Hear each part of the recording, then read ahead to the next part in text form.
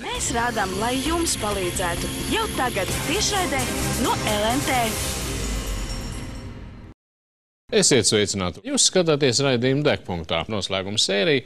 Labvakar! Tiešraidē kopā ar jums ir Ines Supe un kārtīgs zālītes pīpētājs Kārlis Seržants. Turpinām raidījumu. Degpunktā komanda ir ļoti pateicīga katram cilvēkam, kurš ziedoja Degpunktā gandrīz 2 miljonus latu. Mana kolēģi Ines nopirkusi sev 37 metrus augstu šokolādes kūku, kā arī jaudīgu mobilo telefonu. Savukārt mans kolēģis Kārlis iegādājies automašīnu BMW X6, kā arī zelta rokas somiņu, virsjaku un kurpes. Paldies ziedotājiem par milzīgu atbalstu. Un, kā saka, bagāts dara, kā grib.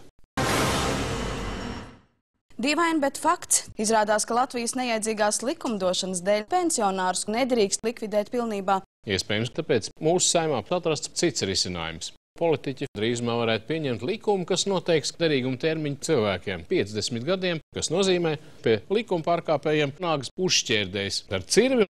Neviens nevarēs izsprukt no soda. Priecīgas ziņas. Latvijā piedāvā unikālu bakalaura programmu. Rīgas Tehniskās universitātes seksa fakultātes bakalaura profesionālajā studiju programmā katru gadu paredzēts sagatavot aptuveni 600 prostitūtus. Aicinām atsaukties studentus. Daudziem jauniešiem praksē būs jākļūst par seksa vergu, tāpat būs jādodas vāveru medībās, kā arī ļoti vajadzīgs filmēties pornogrāfiskām video. Neesi vienaldzīgs un piedalies. Manuprāt, tieši pornofilmas izsenis ir valsts kultūras neatņemama sastāvdaļa. Mēs saviem skatītājiem apsolam, darba pietiks. Paldies ir jāsaka klaiņojošiem kaķiem, kur apreibinājušies ar benzīnu tvaikiem un nolaupījuši Rīgas mēru Nilu Ušakovu, kurš iespējams vispār nedomā ar galvu, jo esot spēļu automātos nospēlēs Rīgas domas naudu. Policisti aicina katru, kuram ir noderīga informācija par šo nelaimes gadījumu, zvaniet uz ekrāna redzamajiem telefoniem. Cilvēks paliek cilvēks. Jāpalīdz ir. Savukārt speciālisti atzīst, ka viņi paši patiesībā ir tikai idioti. Latvijas bruņotie spēki lūguši NATO iznīcinātāju palīdzību, jo mūsu valsts gaisa telpā ielidojušas 4 padomju laika bezdalīgas no Krievijas. Šis notikums bijis kā punkts uz i, tāpēc pēc nepilnas stundas visā pasaulē sācies karš. Sabiedriskā transporta kontrolieri uzlido debesīs pārbaudīt e-talonu pasažieru lidmašīnas lietotājiem. Diemžēl vairākiem jauniešiem izskaidrošanās ar kontrolieriem izvērtās tik nopietnā konfliktā, ka nācies īpaši nežēlīgā veidā ar galvu pa priekšu izkāpt. Jaunieši, nezaudējot eleganci, no vairāk metru augstuma ieplanēja asfaltā. 18-gadīgais Oskars uz Daugavpils šosejas atstāja iespējams skaistāko caurumu asfaltā.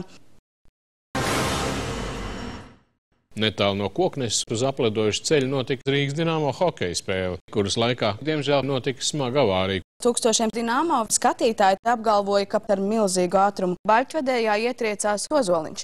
Laimīgā kārtā negadījumā ir cietuši tikai dzelži, kurus mediķi nogādājuši autoservisā. Šobrīd mehāniķi cīnās par kravas automašīnas dzīvību.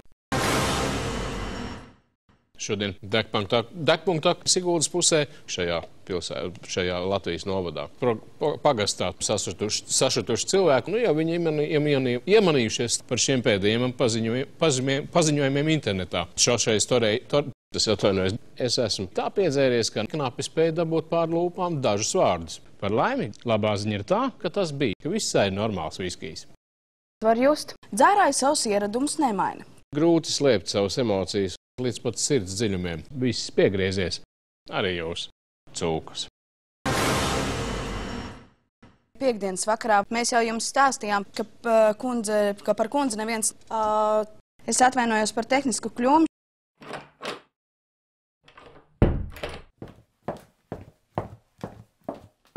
Kas tas tāds ir? Tas ir tikai Āgars Blumfelds ar nolaistām biksēm.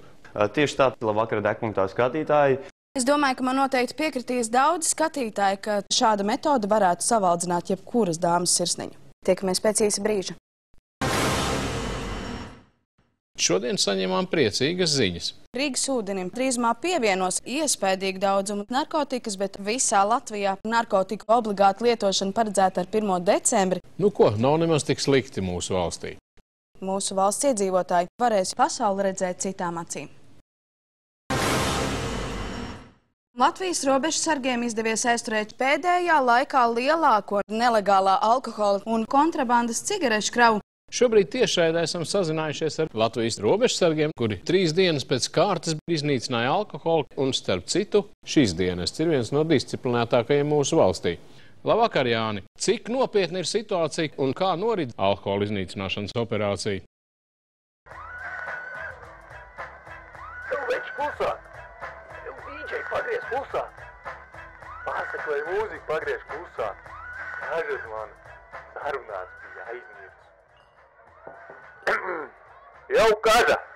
Kā jau pats dzirdi, alkohola iznīcināšanas operācija norit pilnā sparā un bez apstājas. Dzeram jau 3. dienu. Iedomājies, bet pat pusi vēl neesam iznīcinājuši. Tādā gadījumā rodas jautājums, kā tā var izrīkoties? Nu, pagaid, es saprotu. Uzdevums bija izliet alkoholu kanalizācijā, bet mēs nolēmām to vispirms izfiltrēt caur saviem organismiem.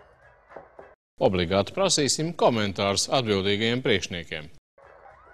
Kāža, sorry, piedod, bet priekšnieks paņēma robežsardzes helikopteru un aizlidoja uz veikalu pēc uzkodām. Starp citu, vakar uz robežas ļoti cerējām konfiscēt marinētu kurķīšu kravu. Diemžēl kravas īpašniekam ar papīriem viss bija kārtībā. Saprot, nav ko uzkost. Cik var? Pasaka, lai kāds nobučo nesīt no manis. Ko par notikušo saka policijas vadība? Oficiāli viedokli no policijas neesam vēl saņēmuši. Viņi ieradās vakar. Aizvakar. Pagaid.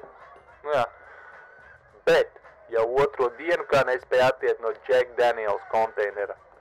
Lielākā daļa šobrīd guļ zem galda un komentārs sniegt nespēja. Man liekas, kamēr nepiebeigs, tikmēr mieru nebūs. Patiesībā, ko tur slēpt, mēs vēlamies palīdzēt. Ja nopietni, tad viens no jūsu reportieriem jau ir šeit. Kādā? Kaut kāds krievs vai kauns. Kaunkrievs, jā. Viņš te kūleņus visu laiku met. Kaut rekordus tādas, nezinu, ka viņš tā kā droši. Pabeidziet raidījumu un brauciet palīgā. Darba te pietiks vairākām dienām. Labi, dažu minūšu jautājums. Tiekamies pavisam drīz. Kā vienmēr, bez Degpunktā komandas atbalsta neiztikt, tāpēc saudzējiet sev un atā. Lai jums patīkam šis vakars, visu labu!